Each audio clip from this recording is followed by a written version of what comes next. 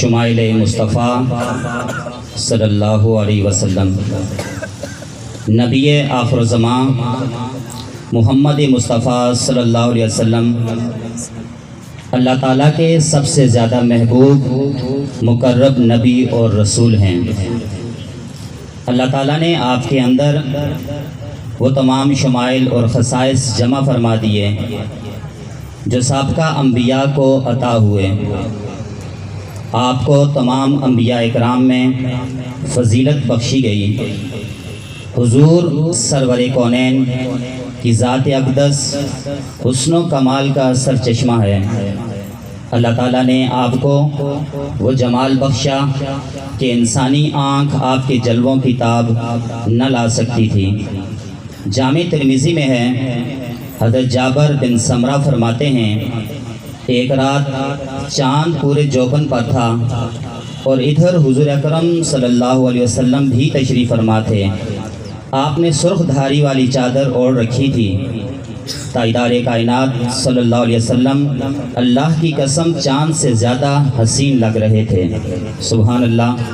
اسی لیے حضرت حسان بن ثابت نے تاجدار کائنات صلی اللہ علیہ وسلم کے حسن جمال کو اپنے نعت میں اس طرح بیان کیا، وَأَحْسَنُ مِنْكَ لَمْ تَرَقْتُ عَيْنِي، آپ سے حسین میری آنکھ نے کبھی دیکھا ہی نہیں، اور نہ کبھی کسی ماں نے آپ جیسا حسین تر کو جنم دیا۔ آپ کی تخلیق بے عیب، ہر نقص سے پاک ہے۔ یوں لگتا ہے جیسے آپ کے رب نے آپ کی خواہش کے مطابق آپ کی صورت بنائی۔ تاجدار کائنات صلی اللہ علیہ وسلم کے سر انور کے بال اتنے حسین تھے کہ سورہ دوحہ میں اللہ نے قسم کھاتے ہوئے ارشاد فرمایا، اے حبیب مکرم، قسم ہے سے رات کی طرح آپ کی زلف عنبری کی، جب وہ آپ کے رخ زیبا یا شانوں پر چھا جائے۔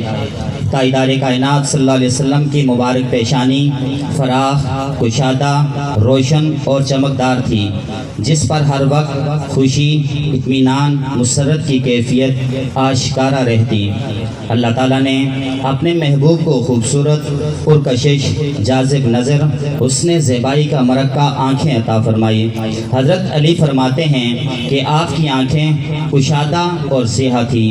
جامع ترمذی میں ہے، حضرت ابو طالب نے فرمایا، عام طور پر بچے جب نیند سے بیدار ہوتے ہیں ان کی آنکھیں بوجھل اور سر کے بال الجھے ہوئے ہوتے ہیں، لیکن جب تاجدار کائنات صلی اللہ علیہ وسلم بیدار ہوتے، آپ کے سر انور میں تیل اور آنکھوں میں سرما لگا ہوتا۔ تاجدار کائنات صلی اللہ علیہ وسلم کے رخسار مبارک اعتدال اور توازن کا دلکش نمونہ تھے۔ چمک اور سرخی مائل ایسے کہ گلاب اور چاند بھی شرما جائے، نرماہٹ ایسی کہ کلیوں کو بھی حجاب آ جائے۔ آپ کے دندان مبارک باریک چمکدار تھے۔ جب آپ تبسم فرماتے تو یوں لگتا کہ دندان مبارک سے نور کی شعائیں نکل رہی ہیں۔ آپ کی آواز انتہائی دلکش، باوقار اور باروب تھی۔ آپ ہمیشہ ٹھہر ٹھہر کر یوں گفتگو فرماتے کہ سننے والا ہر بات سمجھ بھی جاتا اور یاد بھی کر لیتا۔ حضرت عائشہ فرماتی ہیں کہ آپ کی سیاہ زلفوں کے درمیان کان مبارک ایسے لگتے تھے جیسے تاریکی میں چمکتے ستارے۔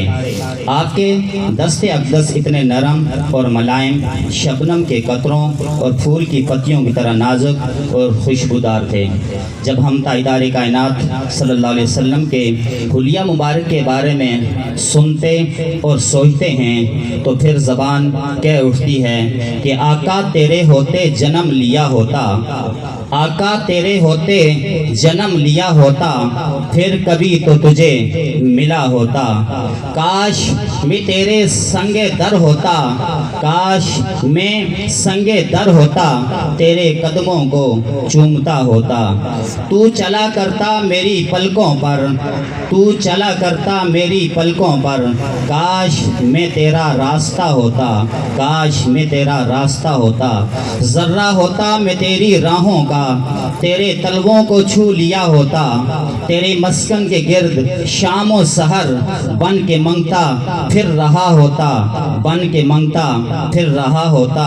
تو کبھی تو میری خبر لیتا تیرے کوچے میں گھر لیا ہوتا تو کبھی تو میری خبر لیتا تیرے کوچے میں گھر لیا ہوتا آقا تو جو آتا میرے جنازے پر آقا تو جو آتا میرے جنازے پر تیرے ہوتے میں مر گیا ہوتا تیرے ہوتے میں مر گیا ہوتا لڑتا پھرتا تیرے اعداء سے لڑتا پھرتا تیرے اعداء سے تیری خاطر مر گیا ہوتا تیری خاطر مر گیا ہوتا ہوتا الیاس تیرے فقیروں میں ہوتا الیاس تیرے فقیروں میں تیری دہلیز پر کھڑا ہوتا تیری دہلیز پر کھڑا ہوتا سبحان اللہ